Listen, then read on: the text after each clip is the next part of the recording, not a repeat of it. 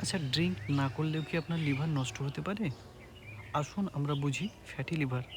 Fatty liver হলো এমন একটা কন্ডিশন যেখানে লিভারের হেপাটোসাইটে ফ্যাট প্রচুর পরিমাণে জমে যায়। এর মেন কারণ হচ্ছে শরীরে অতিরিক্ত পরিমাণ ফ্রি ফ্যাটি অ্যাসিড বৃদ্ধি পাওয়া। এই ফ্রি ফ্যাটি অ্যাসিড তৈরি হয় শরীরে জমানো ট্রাইগ্লিসারাইড থেকে, যে প্রসেসটার নাম হচ্ছে লাইপোলাইসিস। যারা বেশি বেশি করে জাঙ্ক ফুড খান, অথবা যাদের ডায়াবেটিস আছে, অবিসিটি আছে, অথবা হাই ট্রাইগ্লিসারাইড আছে, তাদের ক্ষেত্রে এই ফ্রি ফ্যাটি অ্যাসিড অনেক অনেক পরিমাণ বেড়ে যায়। এই বেশি বেশি ফ্রি ফ্যাটি অ্যাসিড তখন চলে যায় ব্লাড ভেসেলে। ঠিক আছে, এটা হলো ব্লাড ভেসেল। এরপর এটা চলে যায় লিভারে। হ্যাঁ, এটা হলো লিভার। ঠিক আছে, এই ফ্রি ফ্যাটি অ্যাসিড যখন লিভারে জমতে থাকে তখন তৈরি হয় ফ্যাটি লিভার।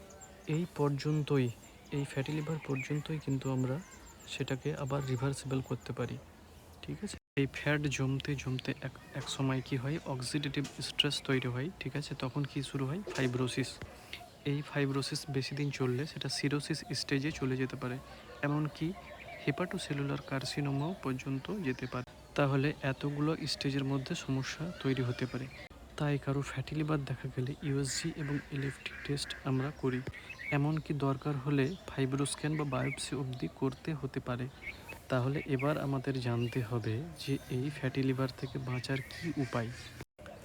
একটা কথা অবশ্যই মনে রাখতে হবে যে prevention is better than cure, মানে প্রতিরোধ প্রতিকারের চেয়েও উত্তম। তাহলে আসুন দেখে নিই কীভাবে আমরা এটাকে প্রতিরোধ করতে পারবো। তো first of all, avoid the fast food. আমরা কিন্তু তেলে ভাজা বা ফাস্ট ফুড খাবো না। দ্বিতীয় নম্বর, ডায়াবেটিস থাকলে সেটা স্ট্রিক্টলি আমরা কন্ট্রোলে রাখবো। সুগারটাকে অবশ্যই আমরা নর্মাল রেঞ্জে রাখবো।